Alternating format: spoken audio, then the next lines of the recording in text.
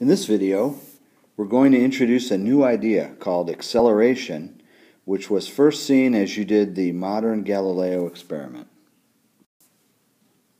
So let's start out with a definition of acceleration. Acceleration is the rate that the velocity changes with time. Now, I think acceleration is more complicated. It's a harder concept than maybe it looks like just from the definition. So let's really try to take this definition apart.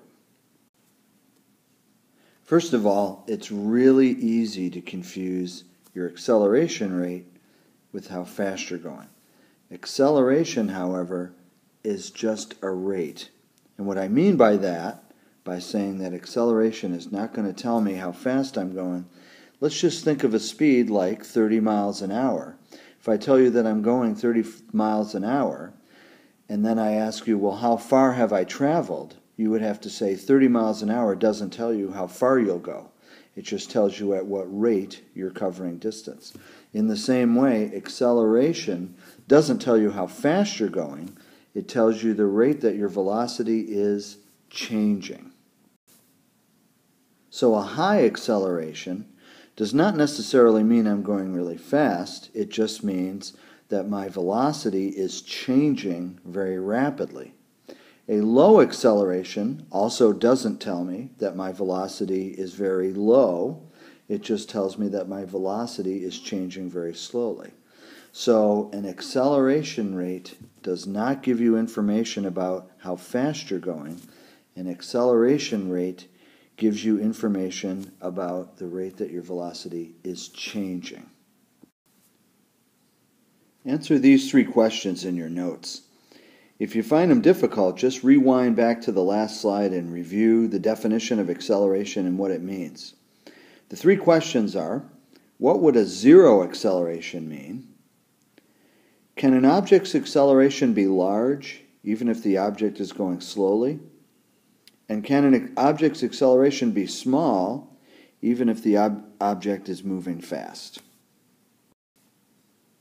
All right, let's apply all this stuff to the modern Galileo experiment where you had a motion detector sitting at the top of a ramp watching a car go downhill. So here is the position time graph. So this axis is measuring how far away from the motion detector. So notice as we go downhill, we're getting farther away as time goes on. So this is what the position time graph looked like. And we want to see what this tells us about the car's motion. So first of all, we want to remember something from a long time ago, which is that the slope on a position time graph gives me velocity. So we did that in another lab. All right, so let's look at the slope of this line. And we're going to notice that here the slope is pretty low. Here the slope is bigger. And here the slope is even bigger. So as I'm looking at this, I can see that's a small slope, that's a bigger slope, that's a bigger slope. So as time goes on, the slopes are getting larger. Well, if slopes are velocities, this would tell me that when the car goes downhill, the velocity is increasing. And that's because I can tell this from the slopes. So the slope on a position time graph tells me the velocity. This line is curved, which means its slope is changing. If slope is velocity, that means the velocity is changing. If the slopes are getting bigger, that means the velocity is increasing. So as the car went downhill in the modern Galileo experiment, the velocity is increasing. But we already said when the velocity is increasing or changing, it's accelerating. So on a position time graph, the way I can tell an object is accelerating is if the line is curving instead of straight. In other words, if the slope is changing on a position time graph, that means the velocity is changing. That means I'm accelerating.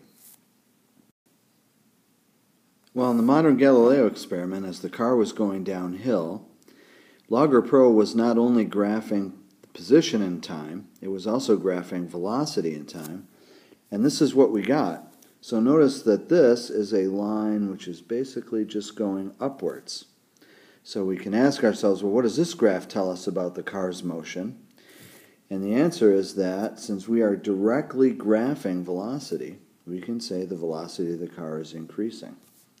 And if you remember our definition of acceleration, which is the rate that the velocity is changing, if we can say that the velocity is changing, then we can say that clearly here the car is accelerating. So we have another picture of acceleration here. On a position time graph, if the line is curving, that tells me I'm accelerating. On a velocity time graph, if the velocity is simply changing, that tells me that I'm accelerating. So these are two pictures of the same motion of the car that's accelerating. Well, here's a true thing that they taught me in math class. When any quantity, such as velocity, is graphed versus time, the rate that that quantity changes with time is simply the slope of the line. So the slope of a velocity time graph would tell me the rate that the velocity is changing. But the rate that the velocity is changing is just the definition of acceleration. So the slope of a velocity time graph would directly give you the acceleration. We're going to use the velocity time graph to figure out the acceleration rate of that car going downhill. So to do that, we need to figure out the slope of that line on the velocity time graph. So we have to remember a little bit about slopes. So first of all, I know that depending on what math class teacher I use, slope is, sometimes they call it rise over run. Sometimes it is change in y over change in x, where what goes in for y is whatever you graphed on the y-axis of your graph, or in our case it would be velocity, and x would stand for whatever you graphed on the x-axis, which for us would be time. So for a velocity time graph, we just said the acceleration